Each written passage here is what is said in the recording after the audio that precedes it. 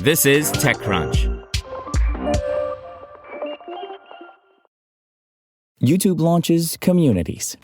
I'm Imran Sheikh, and get ready because here's your Daily Crunch for Thursday, starting with 3 big headlines.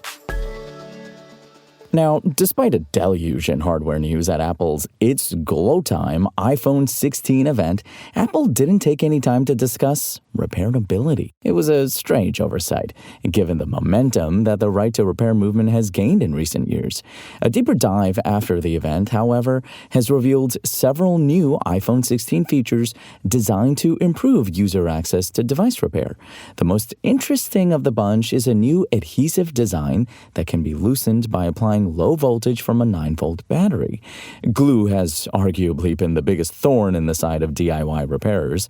You see, the thinner devices have become, the more manufacturers, like Apple, have grown dependent on this stuff in the place of screws. This is the reason that Apple's self-service repair kit was so massive. It included a machine for melting down the glue for a battery swap. Now, notably, the new ionized adhesive is a feature of the iPhone 16 and 16 Plus, but neither of the new Pro models. Those models do, however, get a re-architected interior, which should improve access to the components. The LiDAR scanner is now serviceable as well. The other big update on this front is the addition of Repair Assistant with iOS 18. This is designed for professional repair folks and consumers alike. The system is designed to assist with calibration of different modules in order to maintain the kind of performance that has previously been linked to Apple's parts pairing policy. Amazon's Buy with Prime program, which lets shoppers with a Prime membership purchase items from third-party stores and check out using their Amazon account, is getting a new payment option: PayPal.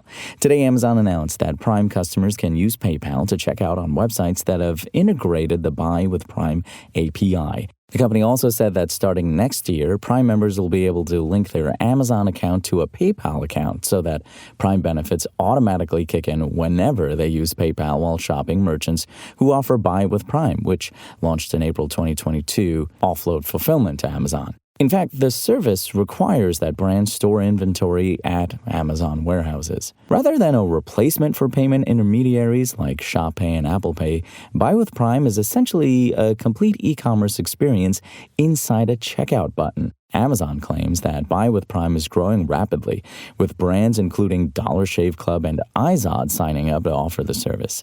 Buy with Prime orders have grown 45% year over year, the company says, and 50% more Prime members have used Buy with Prime this year compared to the same period last year. At its Made on YouTube event on Wednesday, the company announced a new dedicated space for creators to interact with their fans and viewers. The space, called Communities, is kind of like a Discord server built into a creator's channel. With Communities, YouTube is hoping creators won't need to use other platforms like Discord or Reddit in order to interact with viewers. Communities are a space for viewers to post and interact with other fans directly within a creator's channel. Now, in the past, viewers have been limited to leaving comments on a creator's video. Well, now they can share their own content in a creator's community to interact with other fans over shared interests. For instance, a fitness creators community could include posts from fans who are sharing videos and photos from their most recent hike. Or, for another example, I can share watercolor paintings of Kit and Michael Knight on the Knight Rider fan channel that I subscribe to. To start, the feature is only available to subscribers, YouTube said in a statement. Communities is a place where you can choose to create that with your fans. This is a place where you and your fans can come together to build even deeper connections over the topics and videos you love, not just posting updates between uploaders or asking for opinions or ideas, but for the first time, subscribers will spark their own discussions with you and with each other. The company sees Communities as a dedicated space for conversation and connection while still allowing creators to maintain control over their content. YouTube's testing Communities now on mobile devices with a small group of creators. The company plans to test the feature with more creators later this year before expanding access to additional channels in early 2025. Let's throw it over to producer Dennis now with today's startup news in about 1 minute. Thank you, Imran, and we begin with Luminate. Luminate's wearable device for hair retention during chemotherapy treatment is getting the testing it needs for commercial release, but the startup is already looking ahead to its next goal, powering at-home cancer care. A new $15 million funding round should help it make a start on it. This startup is one of the most unusual but promising ones that we have covered. Up next, it's Runway. A startup developing AI video tools, including video generating models, has partnered with Lionsgate, the studio behind the John Wick and Twilight franchises, to train a custom video model on Lionsgate's movie catalog. Lionsgate Vice Chair Michael Burns said in a statement that the studio's filmmakers, directors, and other creative talent will get access to the model to augment their work. The company is the first generative AI startup to team with a major Hollywood studio publicly.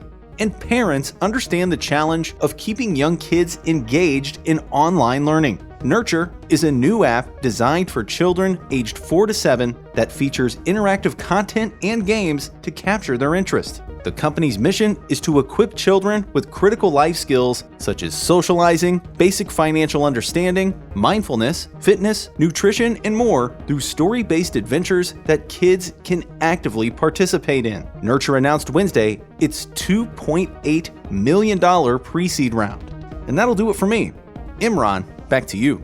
And that's your Daily Crunch. Today's stories were reported by Aisha Malik, Kyle Wiggers, Brian Heater, and more beautiful, lovely TechCrunch journalists. We'll see you here tomorrow, same tech time, same Crunch channel.